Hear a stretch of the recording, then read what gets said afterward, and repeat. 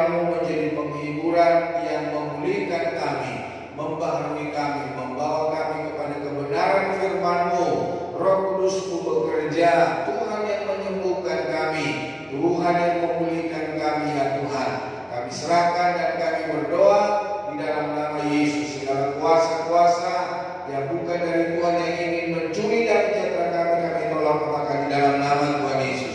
Kasih karunia Allah ada bersama dengan kami, pertengahan ibadah sampai pada akhirnya. Di dalam nama Tuhan Yesus kami berdoa dan kami bersyukur kepada Tuhan. Haleluya. Amin. Silakan duduk Bapak Ibu Saudara. Selamat sore, Shalom.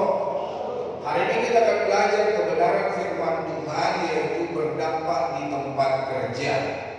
Jadi Bapak Ibu Saudara, kekristenan kita bukan hanya bisa berdampak di dalam gereja, kita bukan hanya inspirasi di dalam rumah tangga, kita bukan hanya menjadi teladan bermasyarakat, tetapi di dalam pekerjaan kita pun perlu berdampak. Di dalam pekerjaan kita perlu jadi inspirasi. Jadi Bapak Ibu Saudara, kekristenan yang kita miliki bukan kita hanya menjadi berkat di dalam gereja, tetapi di luar gereja, di dalam rumah tangga, di dalam pekerjaan pun Tuhan mau supaya kita berdampak. Nah, di dalam 1 Timotius pasal 4 ayat 6 sampai 10. 1 Timotius pasal 4 ayat 6 dan 10 kita baca bersama.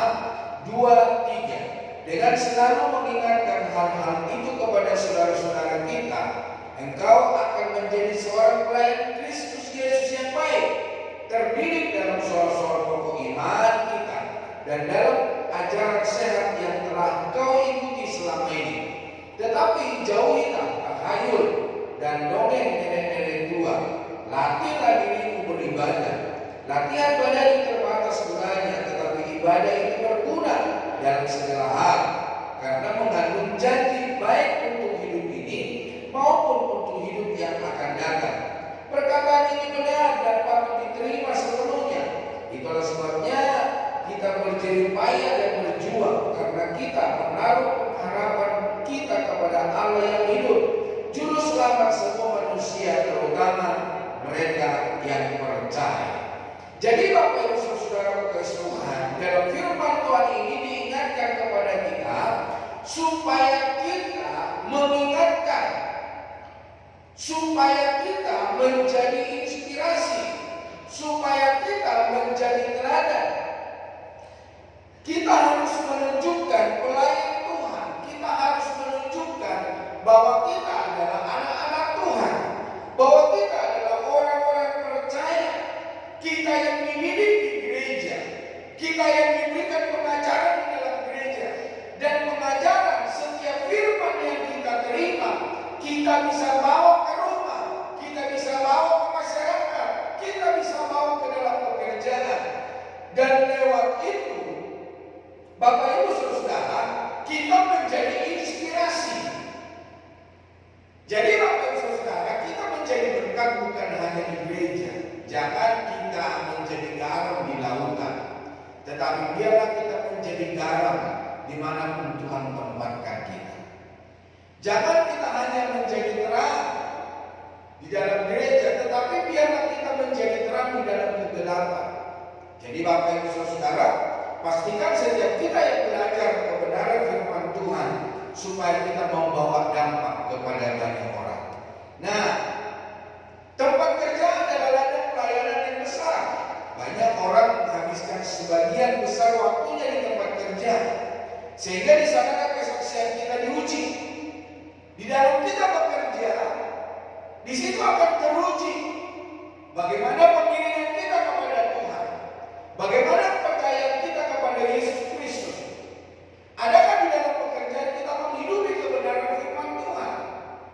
Adakah di dalam pekerjaan kita taat akan kebenaran firman Tuhan? Karena ada banyak orang sekarang di dalam pekerjaan nggak mau beribadah, di dalam pekerjaan nggak mau hidup benar. Mereka berkata beribadah itu di gereja, tapi kalau sudah di kantor, urusan kita bekerja. Padahal apa sekarang? Perusahaan mengizinkan kita untuk beribadah. Kenapa kita diizinkan beribadah sekarang? Supaya hidup kita semakin benar, supaya hidup kita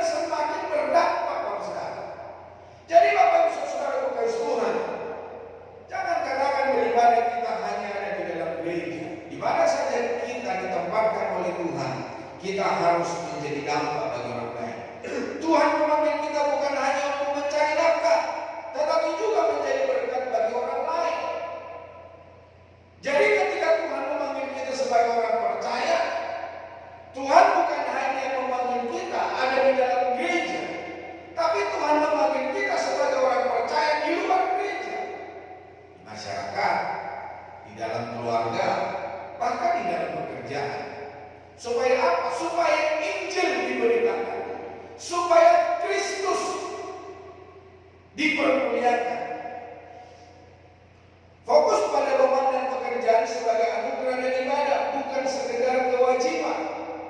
Ini berarti bekerja dengan tulus dan penuh tanggung jawab sebagai bentuk pelayanan kepada Tuhan, bukan hanya kepada atasan atau untuk mendapatkan pujian. Dengan bersyukur, memiliki integritas, saling membangun, dan membagikan ilmu, Anda bisa menjadi berkat bagi lingkungan kerja dan relasi kerja. Jadi Bapak Ibu Saudara kasih Tuhan, Tuhan mau supaya kita berintegritas. Integritas itu apa yang kita perkatakan, apa yang kita perbuat, itu harus sama. Jangan hari ini kita berkata B, terus besok kita berkata C. Jangan hari ini kita berkata A, perbuatan kita perbuatan Z. Ada banyak orang ketika datang ke kantor menasihati orang lain kebenaran firman Tuhan, tetapi hidupnya kacau sekarang. Namun Bapak Ibu Saudara, firman Tuhan mengajari kita supaya apa yang kita perkatakan, apa yang kita perbuat, apa yang kita lakukan sesuai dengan iman dan percaya kita kepada Yesus Kristus. Jadi Bapak Ibu Saudara kasih Tuhan, kita bertanggung jawab kepada iman dan percaya kita kepada Kristus. Dan ketika kita beriman kepada Kristus, itu yang harus kita tunjukkan supaya kita menjadi inspirasi. Tahukah Bapak Ibu Saudara, ketika Tuhan Yesus memanggil kita menjadi pemegang tongkat estafet, yaitu yang memberitakan Injil bagi banyak orang. Nah, kunci untuk membuat pekerjaan berdampak yang pertama, jadikan pekerjaan sebagai ibadah dan pelayanan. Mari hari ini setiap kita yang bekerja di marketplace, supaya kita menjadikan pekerjaan sebagai ibadah dan pelayanan. Saya suka berkata, kalau saya khotbah di kantor, di ring, Bapak Saudara, kalau pendeta berkhotbah ada mimbarnya. Apa yang dikhotbahkan? Firman Tuhan. Apa isi khotbahnya? Memberkati jemaat, mengubahkan hati jemaat, memperbaharui sikap jemaat, mempertobatkan jemaat. Itu hasil khotbahnya. Nah, kalau Bapak Ibu Saudara berkhotbah di kantor, apa yang Bapak Ibu khotbahkan? Meja Bapak Ibu Saudara itu adalah tempat Bapak Ibu berkhotbah. Isi khotbah Bapak Ibu Saudara adalah tanggung jawab pekerjaan yang diberikan oleh perusahaan. Nah, apa isi dari khotbah Saudara? Hasil dari pekerjaan yang Bapak Ibu kerjakan Saudara. Jadi jangan pikir yang berkhotbah itu hanya pendeta. Tapi ketika kita di marketplace, kita bisa berlaku apa yang kita bisa kerjakan, itu yang kita kerjakan. Apa yang bisa kita lakukan, itu yang kita lakukan. Mau hidup benar atau tidak, pokoknya aku melakukan bagianku. Tidak, Saudara. Tentu kita sebagai orang percaya, kita harus membawa inspirasi bagi banyak orang. Sebagaimana halnya di dalam Roma 12. Ada yang ingat, Bapak Saudara? Roma 12 ayat yang pertama. Saya akan bacakan buat kita. Roma pasal yang ke-12 ayat yang pertama. Karena itu saudara, demi kemurahan Allah aku menasihatkan kamu supaya kamu mempersembahkan tubuhmu sebagai persembahan yang hidup, yang kudus dan yang berkenan kepada Allah. Dan dikatakan oleh firman Tuhan, itu adalah ibadahmu yang sejati. Jadi Bapak Saudara, mari kita persembahkan hidup kita yang kudus dan berkenan. Di mana Bapak Saudara? Di marketplace, di kantor kita, di mana kita mencari nafkah, di mana kita bergulat setiap hari untuk demi masa depan, untuk sebuah hati. Atau penyanyi berkata, demi kau sebuah hati. Jadi Bapak Ibu Saudara kekasih Tuhan, jadikan pekerjaan sebagai ibadah dan pelayanan. Ada sebuah ungkapan berkata bahwa yang bisa memenangkan seorang pekerja adalah pekerja. Yang bisa memenangkan jiwa pengusaha adalah pengusaha. Yang bisa memenangkan tukang sapu adalah rekan-rekan tukang sapu. Atau bisa juga orang besar yang memenangkan tukang sapu. Tapi Bapak Ibu Saudara kekasih Tuhan, maka setiap kita melakukan tugas dan tanggung jawab kita, kerjakan pekerjaan dengan sepenuh hati, seolah-olah Anda melakukannya untuk Tuhan, bukan untuk manusia. Jadi segala sesuatu yang menjadi tanggung jawab kita, mari kita kerjakan dengan takut akan Tuhan. Di dalam Kolose 3 ayat 23, kerjakanlah segala sesuatu seperti untuk Tuhan. Baik kita bekerja di dalam marketplace, baik kita di dalam rumah tangga, baik kita di dalam bermasyarakat, baik kita di gereja, mari kita lakukan tugas dan tanggung jawab kita dengan baik dan benar. Menyadari bahwa Anda bekerja untuk memuliakan Allah akan mendorong Anda melakukan yang terbaik. Yang kedua, saudara, kunci untuk membuat pekerjaan berdampak memiliki integritas yang dapat diandalkan. Jangan seperti teman saya, saudara, waktu saya di Jakarta, kalau dia masuk kerja, bukannya cerita baik yang kita dengarkan. Kalau dia sudah dapat data di kantor, karena saya tahu perilaku atau perkataan busuknya, saudara, ketika dia masuk ke kantor, saya tidak keluar dan benar. Apa yang diperkatakan? Dia mengomel tentang angkutan umum, dia mengomel tentang perjalanan, dia mengomel tentang pimpinannya, tentang gembalanya. Tidak ada ucapan syukur, tidak ada terima kasih. Pokoknya setiap dia datang, hanya kata-kata negatif yang keluar dari bibir mulutnya. Namun hari ini sekarang firman Tuhan berkata, miliki integritas yang dapat diandalkan. Apa yang dapat diandalkan dari hidup kita? Sebagai orang percaya, apa yang kita dapat andalkan? Jangan sampai saudara, orang lain berkata begini, ya gua mah lebih baik dari lu, biarpun lu tiap hari minggu ke gereja 2 kali dari seminggu, 1 hari minggu ke gereja, gak ada baik-baiknya, gua mah lebih baik dari lu. Jangan sampai saudara. Tapi pastikan hari ini, seberapa kita yang ada hari ini, kita berdampak untuk orang lain, kita menjadi berkat untuk orang lain.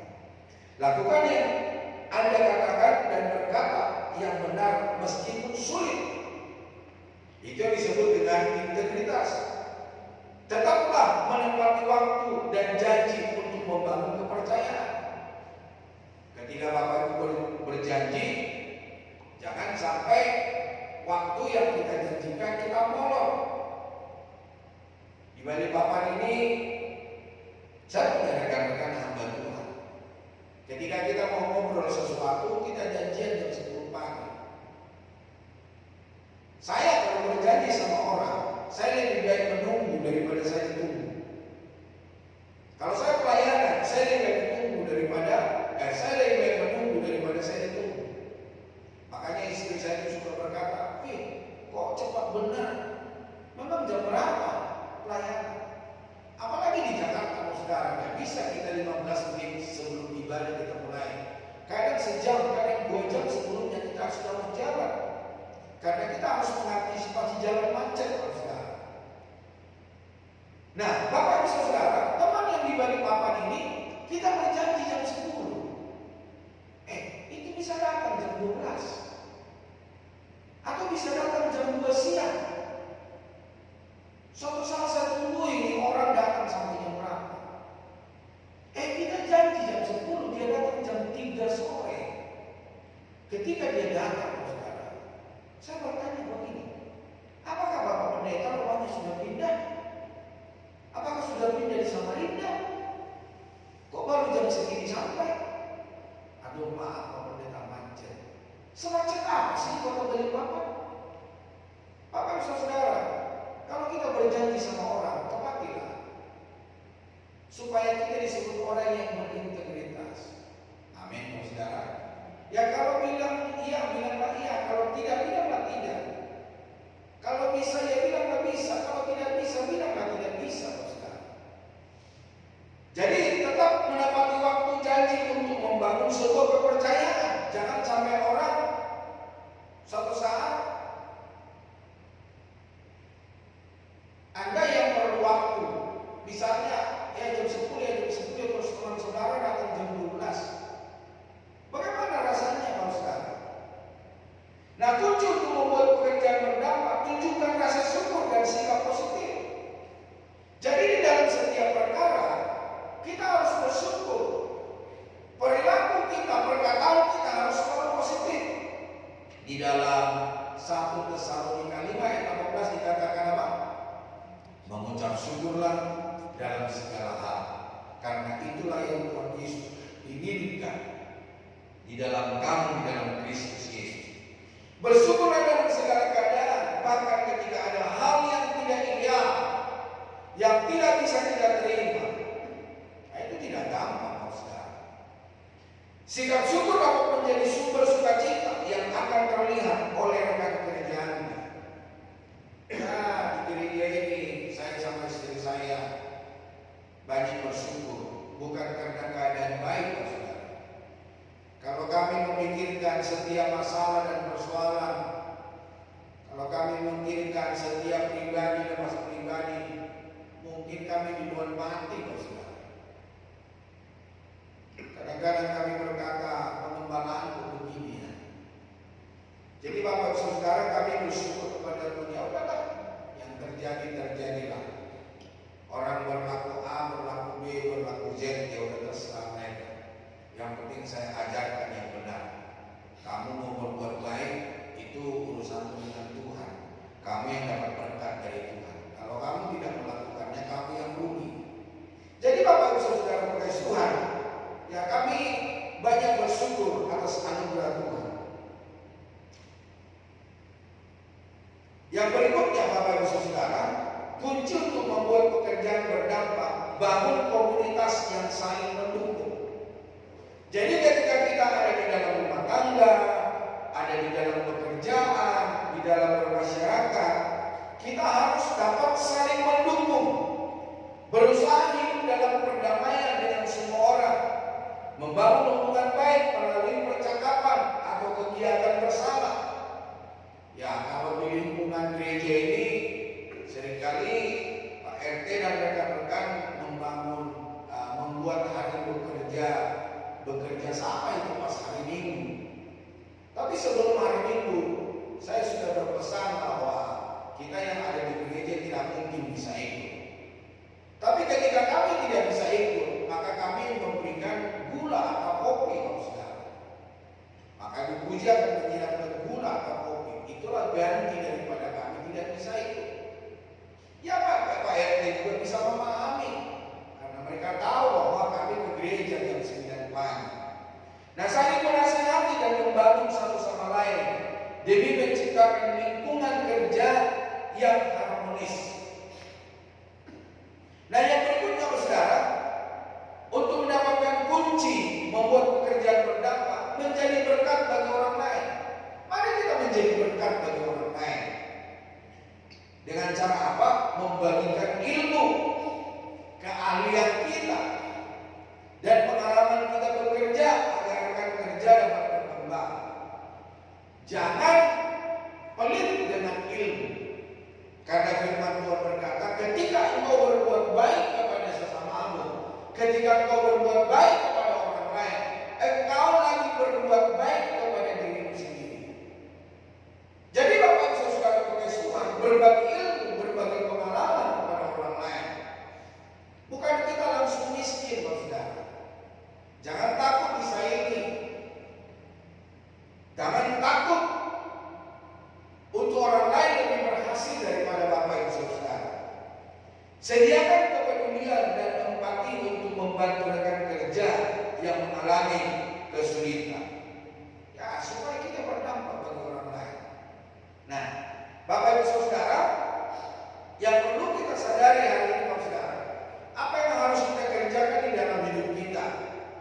sehingga di dalam pekerjaan kita berdampak bagi orang lain. Yang pertama, ajarannya sehat.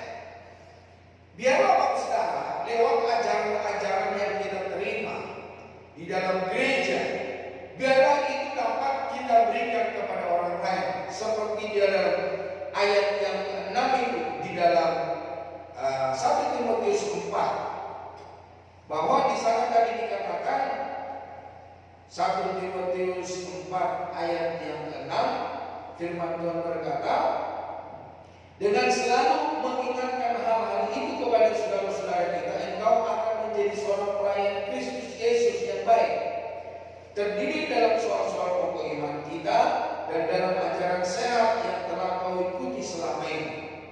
Jadi Paulus mengingatkan Timotius untuk mengajarkan kebenaran yang sehat di dalam pekerjaan, di dalam segala sesuatu.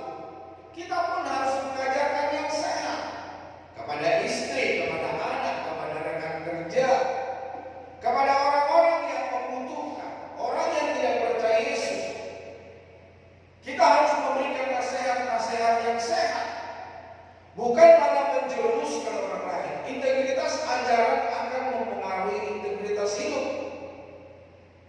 Di dalam Titus pasal yang kedua, ayat yang ke-7,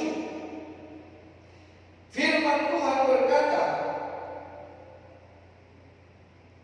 dan jadikanlah dirimu sendiri suatu teladan dalam berbuat baik, hendaklah engkau jujur dan sungguh-sungguh dalam pengajaranmu. Jangan kompromi dengan nilai-nilai dunia yang bertentangan dengan firman Tuhan. Jangan kompromi dengan perilaku orang lain. Ada orang-orang Kristen yang hidup yang bertentangan dengan kebenaran firman Tuhan. Ketika rohaniawan tahu, ketika orang-orang percaya tahu apa yang dikerjakannya, misalnya kayak demo begitu. Kenapa kamu ikut demo? Ya karena teman-teman saya ikut demo, ya saya ikut demo. Ya kalau hal itu Bapak Saudara tidak mendatangkan kebaikan bagi kita, apa yang kita ikut demo, Saudara? Anak-anak kami selama mereka kuliah, Bapak Saudara, kami ajari supaya kalau saya ikut-ikutan. Jadi kalau ada demo di Jakarta, mereka tidak pernah ikut, Bapak Saudara. Membuang-buang waktu. Jadi Bapak Saudara, jangan kompromi dengan nilai-nilai dunia yang bertentangan dengan firman Tuhan. Penting sekali untuk memiliki ajaran yang sehat untuk selanjutnya hidup yang sesuai firman. Hal inilah yang akan menjadi teladan bagi orang lain di tempat kerja. Nah, pentingnya menjaga kesehatan fisik dan rohani karena keduanya saling berkaitan untuk hidup yang lebih baik, produktif, dan sesuai dengan tuntunan spiritual. Ajaran sehat menekankan pola hidup yang menyehatkan. Sebagaimana kita menyehatkan tubuh jasmani, makan bergizi, berolahraga, dan tidur cukup, serta menjauhkan diri dari kebiasaan buruk, dari alkohol, dari narkoba, minuman keras. Jadi Bapak Ibu Saudara kasih Tuhan, selain itu ajaran sehat juga mencakup kesehatan batin, seperti menerima firman Tuhan yang benar, meskipun kadang terasa sulit, karena hal itu dapat membantu pertumbuhan iman dan menjauhkan diri dari kesesatan.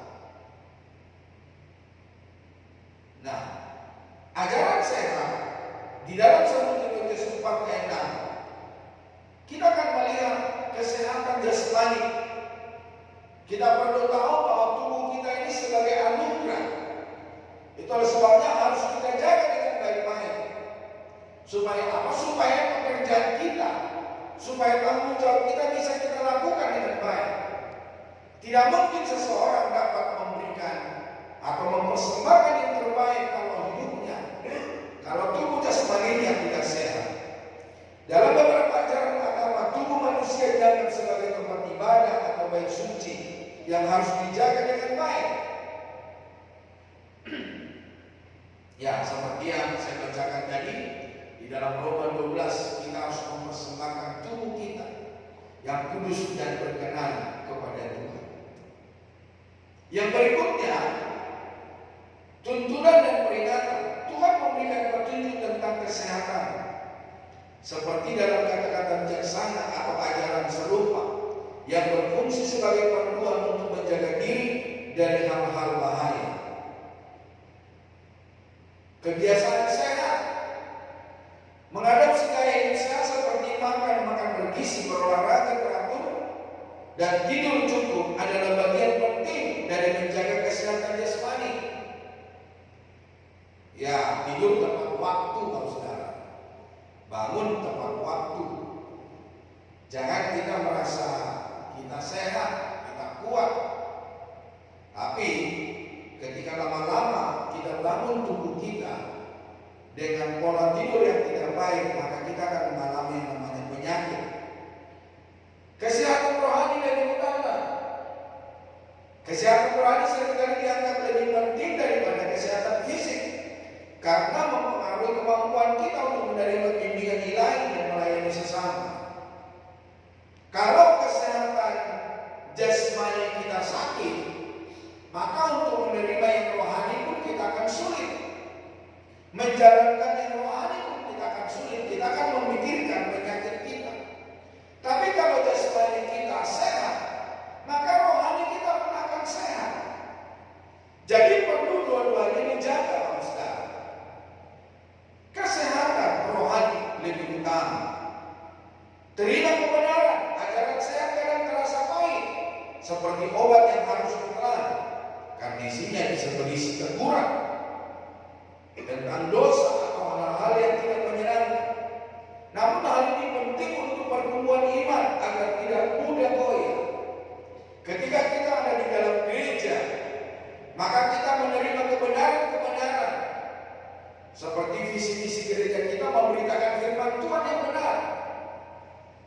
Setiap kali ada jemaat yang berkata, kalau khotbah jangan menyindir dong. Kalau khotbah jangan melukai lagi, jangan membuka luka sehingga lukanya makin dalam. Loh, saya bilang begini, mana saya tahu Anda terluka. Kalau Anda disinggung, kalau Anda tersinggung, harus berubah, harus bertobat, lakukan kebenaran firman Allah. Dan tema yang selalu saya sampaikan pada hari Minggu adalah tema dari Gereja Bethel Indonesia Pusat, saudara. Maka banyak rekan-rekan saya itu ketika mereka lupa, mereka meminta, Pak, apa judul khotbah hari Minggu? Apa judul khotbah hari ini? Tolong kirimkan. Jadi Bapak Ibu Saudara berkasih Tuhan, terima kebenaran, ajaran sehat, supaya pertumbuhan iman kita dan iman kita tidak akan gampang goyah. Nah, di dalam kesehatan rohani perlu yang namanya tanggung jawab. Menjaga kesehatan rohani adalah tantangan, terutama di tengah pengaruh buruk dunia yang bisa menular secara moral. Ya, mungkin zaman sekarang semakin susah, semakin banyak tantangan, sehingga orang-orang yang tidak rohani akan berkata begini, mana mungkin saya bisa berkenan kepada Tuhan, mana mungkin saya bisa melakukan firman Tuhan. Tapi orang-orang yang hidup rohani, orang-orang yang hidup bertumbuh di dalam Kristus, sekalipun sulit saudara, dia akan tetap hidup dan membangun rohaninya, karena itu merupakan sebuah tanggung jawab di dalam hidupnya. Karena dia berpikir kehidupan yang kita hidupi bukan hanya hari ini sama besok, tapi beberapa hari ke depan, beberapa minggu ke depan, beberapa bulan, beberapa tahun ke depan. Dan ketika tiba saatnya, tidak ada yang bisa kita sesali di dalam hidup kita benar. Tapi kalau orangnya tidak bertanggung jawab dengan kebenaran yang dia pegang, ya segala sesuatu bagi dirinya adalah gampang. Kesehatan rohani perlu motivasi yang benar. Ajaran yang sehat memiliki motivasi yang tulus dan tidak manipulatif, serta bertujuan mengarahkan kita kepada kebenaran, bukan kebinasaan. Jadi dalam kesehatan rohaninya, dia memiliki motivasi yang benar. Kalau firman Tuhan berbicara bagi dia, menegur dia, maka dia akan bertobat, dia akan mengubah hidupnya, dia akan berpaling dari yang jahat kepada yang benar. Dan yang benar itu menuntun dia kepada kehidupan yang kekal. Jadi ketika kita beribadah, kita harus punya motivasi yang benar. Jangan sampai ketika firman Tuhan menegur kita, kita bilang begini, ini pendeta dari awal sampai akhir ngomongin saya. Pendeta mana tahu hidupmu di luar sana. Sama mana tahu rumah tanggamu, Bapak Saudara. Tapi kalau hari ini Bapak Saudara datang ke gereja, Bapak Ibu dan sehati ditegur oleh firman Tuhan, marilah berubah, marilah bertobat, hidupi kebenaran firman Tuhan. Nah yang berikutnya Bapak Saudara, ibadahnya dia. Di dalam firman Tuhan berkata, latihan jasmani memang penting, tetapi latihan rohani lebih bermanfaat untuk hidup sekarang dan yang akan datang. Memang hari ini Bapak Saudara, di dalam ibadah kita disentil, kita dimiliki, tetapi itu buat kehidupan yang akan datang. Nah di zaman sekarang ini kita lagi di jadi saya boleh sebut bahwa gereja ini adalah bengkel. Kita ditukangi, kita diperbaiki, kita dibombardir. Tetapi untuk apa? Untuk memperbaiki hidup rohani kita, semakin hari semakin berkenan kepada Tuhan. Nah, berdasarkan ajaran Kristen, renungan ibadah yang dia memiliki beberapa poin penting. Yang pertama, keteguhan dalam iman. Rasul Paulus mengajarkan jemaat untuk tetap teguh, jangan goyah, dan dia selalu dalam pekerjaan Tuhan. Karena dalam persekutuan dengannya, jerih payah tidak akan sia-sia. Ini menjadi dasar bahwa ketekunan dalam beribadah dan melayani Tuhan akan membawa berkat. Jadi hari ini, mari pastikan supaya iman kita teguh, jangan sampai digoyahkan oleh ajaran-ajaran palsu, oleh perbuatan-perbuatan kotor. Nah, ibadah yang berlandaskan pengertian benar. Giat beribadah tanpa pemahaman yang benar akan sia-sia. Pemahaman benar tentang Tuhan dan kebenarannya akan membuat setiap perbuatan berkenan di mata Tuhan. Jadi Bapak Saudara, ketika kita beribadah, biarlah kita beribadah dengan berlandaskan pengertian yang benar. Ada orang beribadah oleh karena paksaan. Oh, karena orang tua saya Kristen. Oh, oleh karena suami saya Kristen. Oh, oleh karena istri saya Kristen. Maka datang beribadah. Ya datang ke gereja, gak mendengarkan firman, bermain sosial media, hidup dengan sembarangan. Tetapi hari ini Tuhan mengajarkan kita supaya peribadatan kita memiliki pengertian yang benar. Saya datang ke gereja ngapain? Mendengarkan firman Tuhan. Untuk apa saya mendengarkan firman Tuhan? Untuk dapat mengubah hidup saya. Jadi pastikan setiap kita yang hadir hari ini, hidup kita diubahkan oleh Tuhan. Hidup kita dipulihkan oleh Tuhan. Hidup kita dibaharui oleh Tuhan.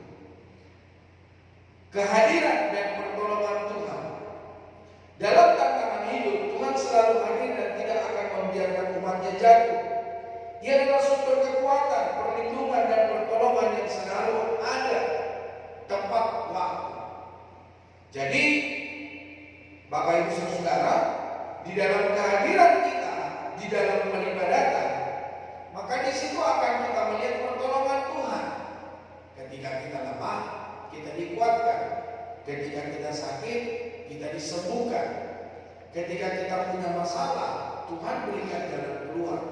Sebagaimana yang pernah saya katakan, bagaimana aku berkata Tuhan itu adalah penyembuhku kalau aku tidak pernah sakit. Jadi Bapak Saudara pakai Tuhan, kalau kita sakit, Tuhan mau mengajari kita bahwa Tuhan kita adalah Tuhan penyembuh. Bagaimana aku berkata Tuhan itu adalah kekuatanku? Nah kalau aku tidak pernah lemah, bagaimana aku berkata Tuhan itu adalah kekuatanku? Jadi segala sesuatu yang terjadi dalam hidup kita Tuhan izinkan supaya kita punya pengalaman pribadi.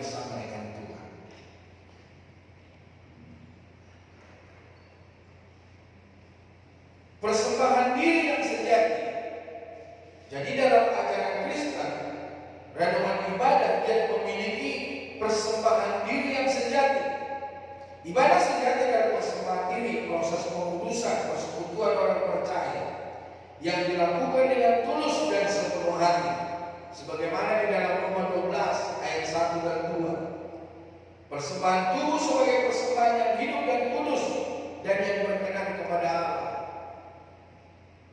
Ketika kita mempersembahkan diri yang sejati, yang kudus, yang berkenan kepada Tuhan, Tuhan akan memperlengkapi kita hal-hal yang benar, hal-hal yang positif, hal-hal yang berjalan sesuai dengan kehendak Tuhan.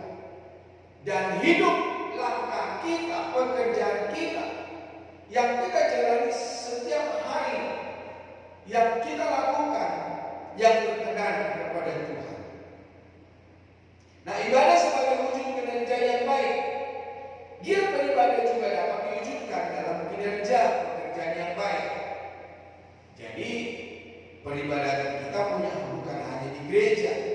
Peribadatan kita juga lewat pekerjaan.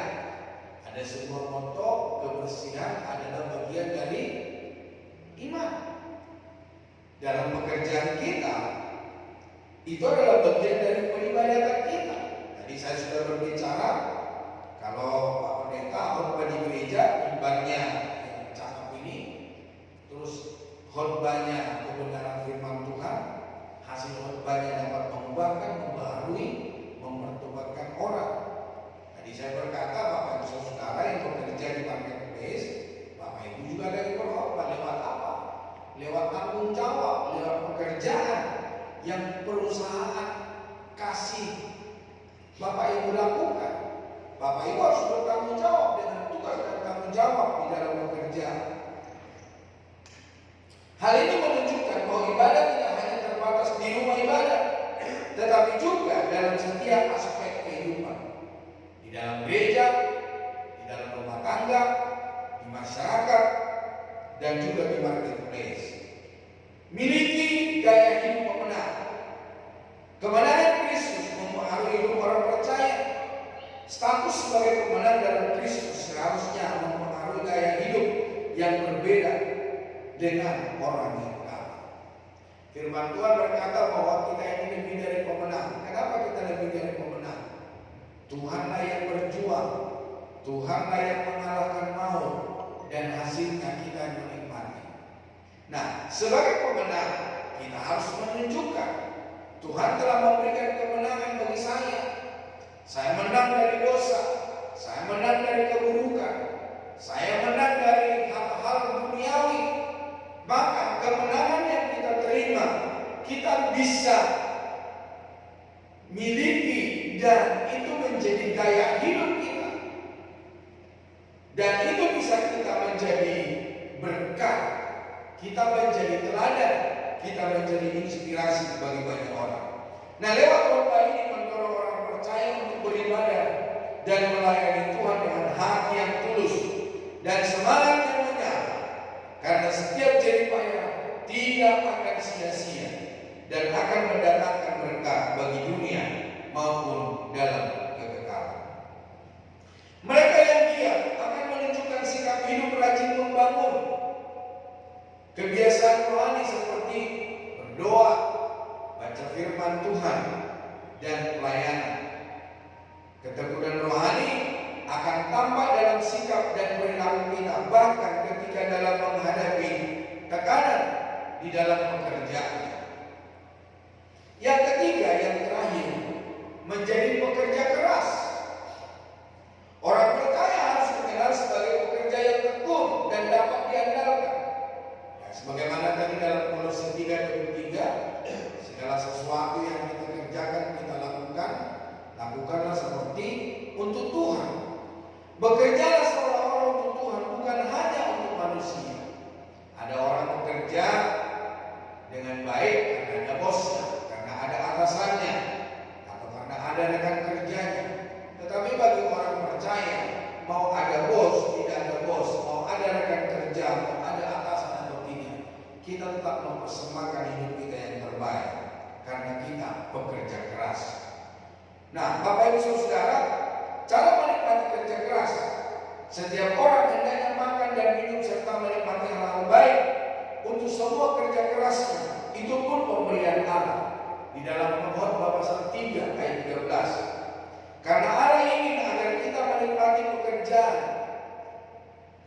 Dia tentu memberitahu caranya. Di dalam Yesaya 48 ayat 18, Allah memberikannya melalui firman-Nya.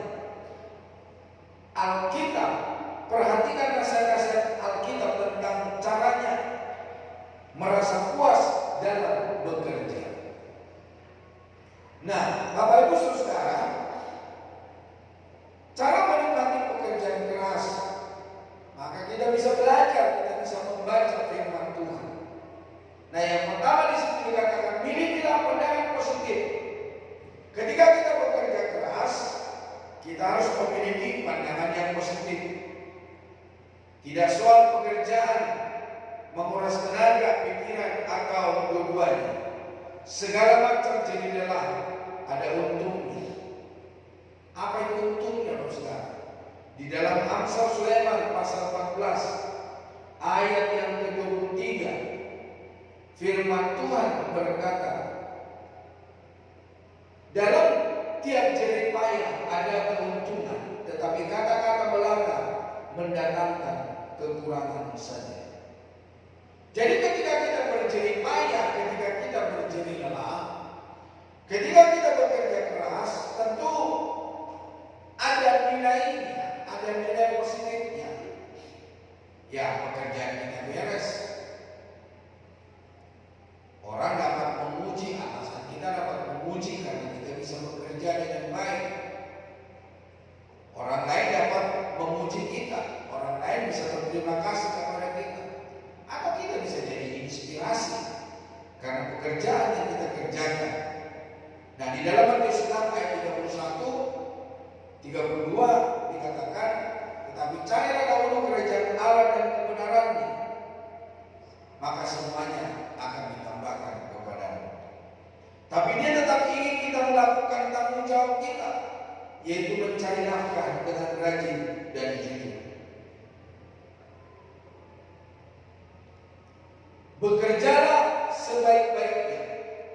Alkitab memuji pria yang terampil dalam pekerjaannya, dan wanita senang bekerja dengan tangannya. Di dalam Amsal Sulaiman pasal yang ke-29, pasal 22 ayat yang ke-29, firman Tuhan berkata, pernahkah engkau melihat orang yang cakap dalam pekerjaannya? Di hadapan raja-raja ia akan berdiri, bukan di hadapan orang-orang yang hina.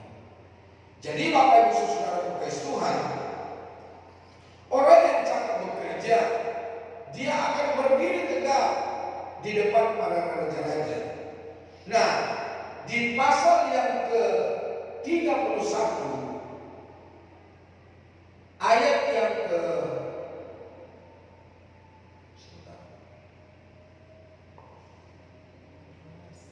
yang ke-13, pasal 31 ayat 13. Ia mencari burung domba dan rami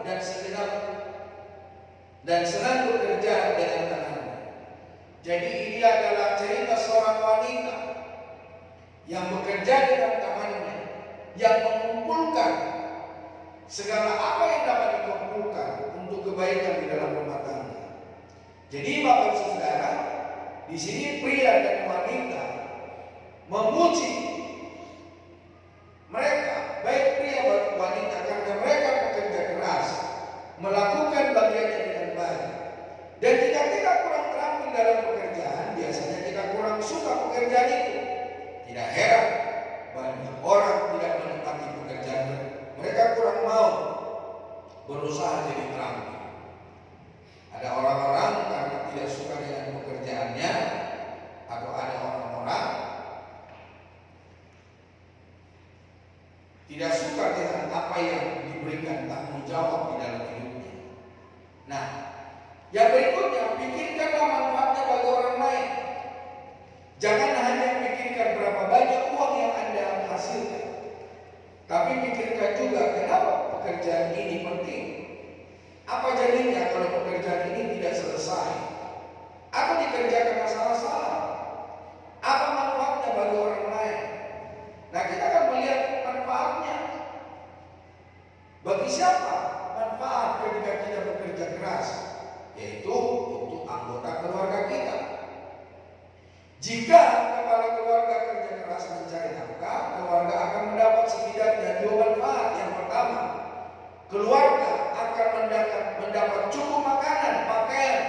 dan tempat tinggal dan segala fasilitas. Dan begitu kepala keluarga menjalankan tanggung jawab yang Allah berikan, yaitu menafkahi keluarganya. Jadi Bapak Ibu Saudara kasih Tuhan, di dalam 1 Timotius 5 ayat 8, seorang kepala keluarga yang tidak bertanggung jawab untuk keluarganya, untuk rumah tangganya, dia sama dengan orang yang murtad. Dia lebih rusak daripada si jahat. Jadi orang-orang yang tidak bekerja, dikatakan dalam firman Tuhan, dia lebih jahat daripada orang murtad. Yang kedua, kepala keluarga yang rajin akan menjadi teladan dalam kerja keras, teladan dengan rekan-rekannya, teladan di dalam rumah tangga, dan kepala keluarga akan dipuji oleh anak-anaknya bahwa bapak saya yang memenuhi segala kebutuhan. Atau mungkin ibunya menjadi kepala rumah tangga akan berkata, karena ibu saya bekerja keras, saya bisa sekolah, saya bisa kuliah, saya bisa mendapatkan apa yang bisa saya dapatkan hari ini. Musik boleh maju ke depan. Nah, faedah daripada kita bekerja keras itu adalah untuk orang yang berkekurangan. Rasul Paulus menasihati orang Kristen untuk kerja keras agar dapat memiliki sesuatu untuk dibagikan kepada orang yang membutuhkan. Jika kita kerja keras untuk membiayai diri dan keluarga, kita juga akan bisa membantu orang-orang kekurangan. Dan dengan memberi, kita pun akan berbahagia. Kita juga bisa membantu pekerjaan Tuhan, penginjilan manusia. Ketika kita bisa bekerja keras, kita bisa menolong orang-orang yang sangat membutuhkan. Nah, di dalam Efesus pasal yang keempat, ayat yang ke-28, firman Tuhan berkata, orang yang mencuri janganlah ia mencuri lagi, tetapi bagilah ia bekerja keras dan melakukan pekerjaan yang baik dengan tangannya sendiri, supaya ia dapat membagikan sesuatu kepada orang yang berkekurangan, supaya dia bisa berderma, supaya bisa memberikan makan orang lain, bisa menraktir orang lain, bisa menjamu orang lain. Jadi Bapak Ibu Saudara kasih Tuhan, dampak kita bekerja bukan hanya untuk keluarga, tetapi untuk juga orang lain yang berkekurangan. Nah, ketika kita bekerja, buatlah lebih daripada yang diminta. Dalam khotbah di gunung yang terkenal itu, Yesus berkata, jika seseorang yang mempunyai wewenang memaksamu untuk menjalankan tugas sejauh 1 mil, pergilah bersamanya 2 mil. Kalau ada orang yang memaksamu untuk bekerja sampai jam 5 sore, bekerjalah sampai jam 6 sore. Jadi Bapak Ibu Saudara kasih Tuhan, ini yang disebut dengan bekerja dengan excellent. Jadi kita dapat mempersembahkan lebih daripada apa yang diharapkan. Bagaimana kita bisa mengikuti nasihat ini sewaktu bekerja? Daripada bekerja sebenarnya, carilah cara untuk berbuat lebih banyak daripada yang diminta. Nah, dan kita juga perlu bekerja dengan seimbang. Kerja keras itu bagus, tetapi kita perlu ingat, hidup itu bukan hanya untuk bekerja. Memang Alkitab mengajarkan agar rajin, namun itu bukan berarti kita mesti tidak bekerja. Lebih baik segenggam ketenangan daripada 2 genggam kerja keras dan perjuangan mengejar angin. Segala sesuatu yang kita kerjakan dengan tidak seimbang, maka firman Tuhan berkata, pekerjaan kita pekerjaan mencari angin. Maksudnya orang yang tidak kerja mungkin susah menikmati hasil pekerjaannya jika waktu dan tenaganya terkuras. Pekerjaannya menjadi sia-sia seperti mengejar angin. Jadi mari kita perlu hidup dalam keseimbangan. Nah, apa kata mereka tentang kerja keras? Ketika kita bekerja keras, apa kata orang lain? Nick berkata, saya memang capek pas pulang kerja, tetapi saya puas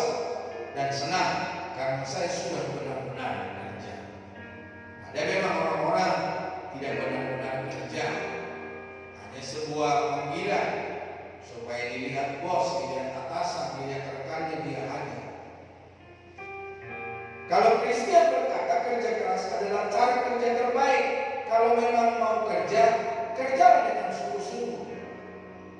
Kalau kita disebut bekerja, bekerjalah dengan baik, bekerjalah dengan sungguh-sungguh, lakukan tanggung jawab dengan baik. Sedangkan Daud berkata, tubuh manusia itu karunia yang luar biasa.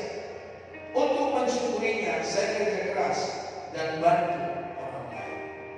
Dan kiranya apa yang kita terima hari ini, supaya kita menjadi pekerja keras dan menjadi kesaksian yang menunjukkan iman kita.